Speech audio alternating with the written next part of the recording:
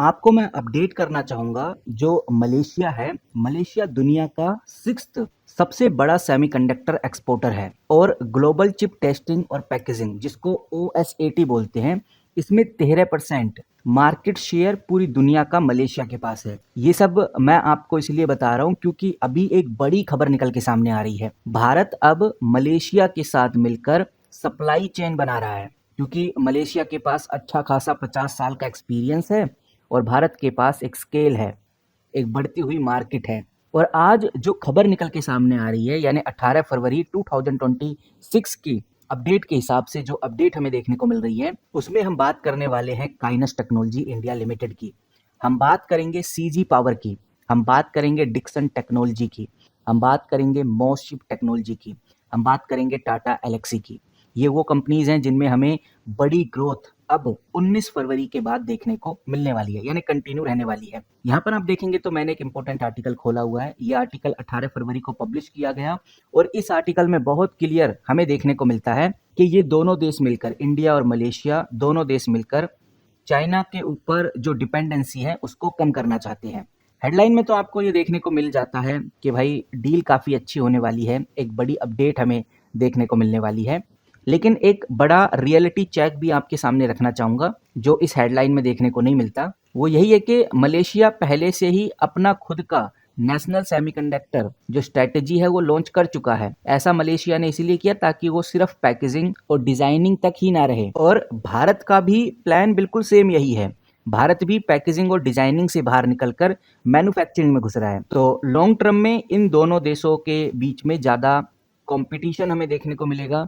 एक फ्रेंडशिप के तौर पे आज हमें चीज़ें जो देखने को मिल रही हैं, ये आगे चल के एक बड़ा कंपटीशन बनने वाली हैं। और इन्हीं सब के चलते हुए इन कंपनीज में बड़ी तेजी आएगी, जिसके अंदर टाटा इलेक्ट्रॉनिक के ऊपर आप नज़र बना के रखिए। लेकिन टाटा इलेक्ट्रॉनिक अभी मार्केट में लिस्ट नहीं है, तो उससे सिमिलर जो दूसरी कंपनी है जैसे काइनस टेक्नोलॉजी, काइनस टेक्नोलॉजी के ऊपर आप नज़र बना के जरूर रखिए।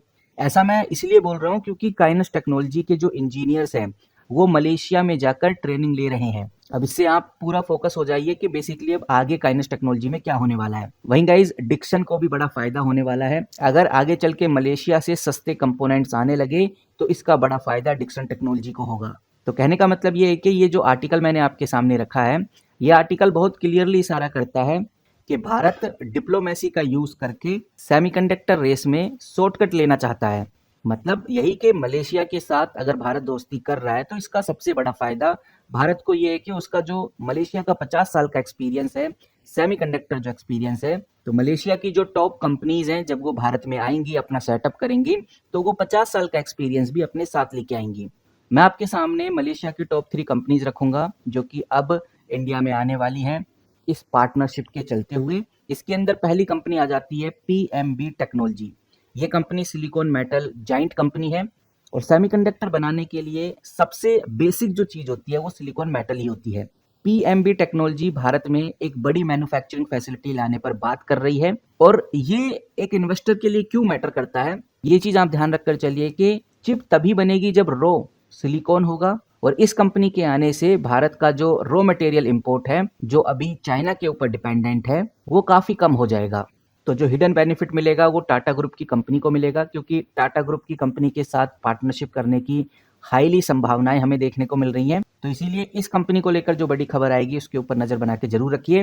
और सबसे इंपॉर्टेंट आपको टाटा एलेक्सी लिमिटेड के ऊपर नजर बना के रखनी है क्योंकि टाटा एलेक्सी लिमिटेड वही कंपनी है जो PMB टेक्नोलॉजी जो कि मलेशिया की कंपनी है इसके साथ पार्टनरशिप करेगी, जॉइंट वेंचर में रहेगी। वहीं अगली कंपनी आ जाती है गाइज ऑपस्टार टेक्नोलॉजी जो कि एक डिजाइनिंग मेकिंग कंपनी है और मैं आपको बताना चाहूंगा ये मलेशिया की सबसे बड़ी pure play IC design company है।